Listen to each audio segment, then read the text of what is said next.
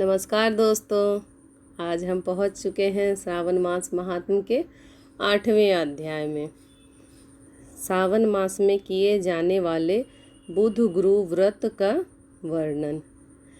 आज है बुधवार के बारे में। बुध पर्व कैसे करना है ये बता रहे हैं ईश्वर। तो आइए इसे स्टार्ट करें। तो अगर ये वीडियो आपके सामने आया है और आपने ओपन किया है और सुनना स्टार्ट किया तो प्लीज़ ज़रूर सुने इसे। पूरे अध्याय को सुने। मतलब भले स्पीड थोड़ी सी तेज़ कर लें अगर आपके पास समय की कमी है या जो भी प्रॉब्लम है कुछ अगर आपको, तो आधा नहीं छोड़ना चाहिए कहानी को। इसलिए वैसे तो कहते हैं किसी भी कहानी को आधा नहीं छोड़ना चाहिए, लेकिन ये भगवान की कहानी है तो मेरा आपसे अनुरोध है कि देखें। अगर आप इसको ओपन किए हैं तो प्लीज़ ज़रूर इसको पूरा सुने और हो सके तो ज़्यादा से ज़्यादा लोगों को शेयर करें। कहानी अच्छी लगी तो चैनल को भी सब्सक्राइब कर लें, ताकि मुझे भी लगे कि मैं कुछ थोड़ा भी वैल्यू आप लोगों के लाइफ में ऐड कर पा रही हूँ और मेरा भी हौसला बढ़े कि मैं कुछ अच्छे काम कर रही हूँ। तो आइए स्टार्ट करते हैं। ईश्वर बोले, हे सनत कुमार, अब मैं समस्त पापों को नाश करने वाले बुध व्रत का वर्णन करूँगा, जिसे श्रद्धा पूर्वक करके मनुष्य परम सिद्धि प्राप्त करता है। ब्रह्मा जी ने चंद्रमा को ब्राह्मण के राजा के रूप में अभिषेक किया।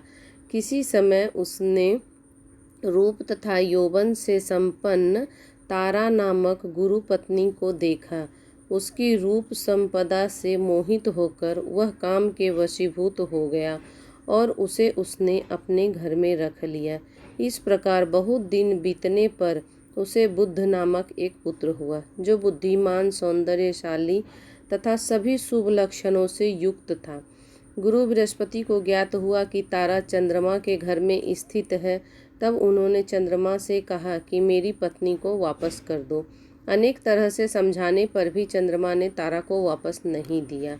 तब बृहस्पति ने देवताओं की सभा में जाकर देवराज इंद्र को यह वृत्तांत बताया और कहा, हे शक्र, आप देवताओं के राजा हैं, अतः अपनी आज्ञा से आप उसे दिलाएं, अन्यथा उस चंद्रमा के द्वारा किया गया पाप आपको ही निसंदेह लगेगा, क्योंकि शास्त्र निर्णय के अनुसार प्रजा के द्वारा किए गए पाप को राजा भोगता है। पुराण में भी ऐसा कहा गया है कि दुर्बल का बल राजा होता है। गुरु का यह वचन सुनकर चंद्रमा ने कहा, मैं आपकी आज्ञा से तारा को दे तो दूंगा, किंतु इस पुत्र को नहीं दूंगा। शास्त्र के अनुसार विचार करके देवताओं ने बुद्ध को चंद्रमा को दे दिया। इसके बाद गुरु को उदास देखकर देवताओं ने उन दोनों को वर प्रदान किया, हे चंद्र, अब तुम घर जाओ। यह तुम्हारा भी पुत्र है और बृहस्पति का भी है। यह तुम्हारा पुत्र ग्रहों में प्रतिष्ठित होगा। हे सुराचार्य, आप यह दूसरा भी शुभ वर ग्रहण कीजिए कि जो बुद्धिमान व्यक्ति आप दोनों बुध गुरु का व्रत मिलाकर करेगा, उसकी संपूर्ण सिद्धि होगी। यह सत्य है, इसमें संदेह नहीं। जी के लिए अत्यंत प्रिय इस श्रावण मास में आने पर जो लोग बुधवार तथा बृहस्पतिवार का पूजन व्रत करेंगे, उन्हें सिद्धि प्राप्त होगी। इस व्रत में दही तथा भात का नैवेद्य व्रत सिद्ध में मूल हेतु है। स्थान भेद से आप दोनों की मूर्ति लिखकर पूजन करने से भिन्न भिन्न फल प्राप्त होता है। यदि कोई हिडोले के ऊपरी स्थान पर आप दोनों की मूर्ति लिखकर पूजन करे तो वह सर्वगुण संपन्न तथा दीर्घायु पुत्र प्राप्त करेगा। यदि मनुष्य कोषागार में मूर्ति को लिखकर पूजन करेगा तो उसके कोष बढ़ते हैं और वे कभी क्षय को प्राप्त नहीं होते। इसी प्रकार पाकालय में पूजन करने से पाक वृद्धि और देवालय में पूजन करने से उनकी कृपा प्राप्त होती है। शय्यागार में लिखकर पूजन करने से स्त्री का वियोग कभी नहीं होता है। धान्यागार में लिखकर पूजन करने से धान्य की वृद्धि होती है।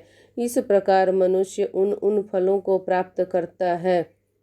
इस प्रकार 7 वर्ष तक करने के बाद उद्यापन करना चाहिए। उद्यापन के पहले दिन अधिवासन करके रात्रि में जागरण करना चाहिए।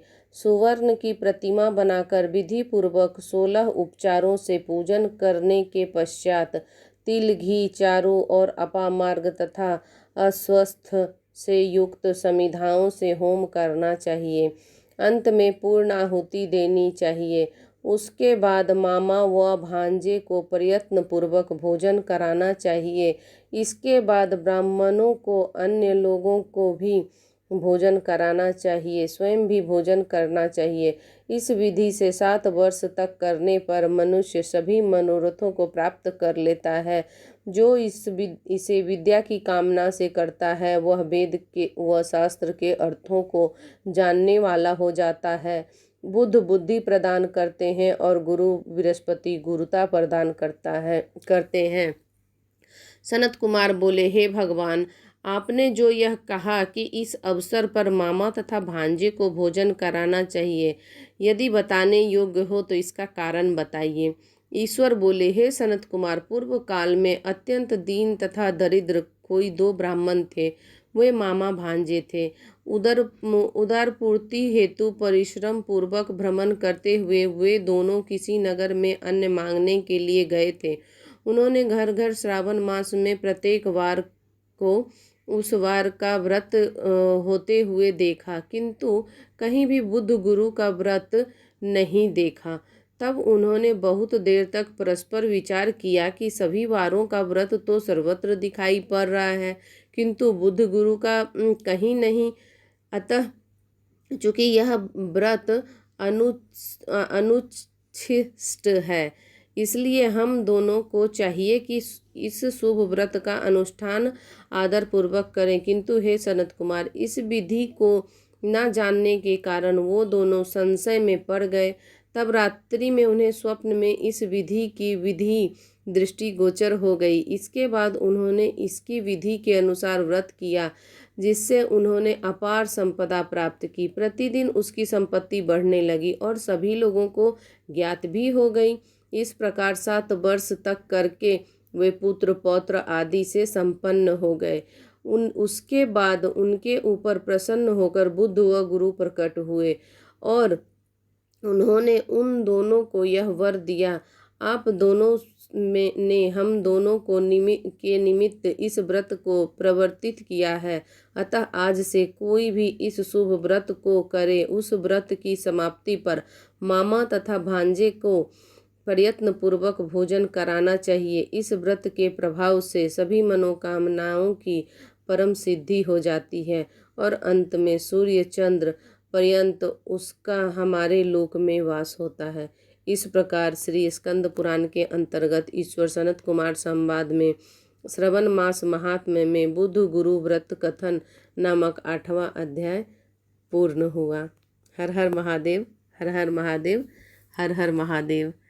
इसको ज़्यादा से ज़्यादा लोगों को शेयर कीजिए, कम से कम 3 रिलेटिव को, नहीं तो 3 फ्रेंड को ज़रूर सेंड कीजिए, ताकि उन्हें भी ये छोटी सी कहानी सुन के, और इसका व्रत नहीं कर सकते हैं तभी भी इसका सुनने से भी बहुत पुण्य मिलता है, तो इस पुण्य के भागीदार बने। हर हर महादेव, हर हर महादेव, हर हर महादेव।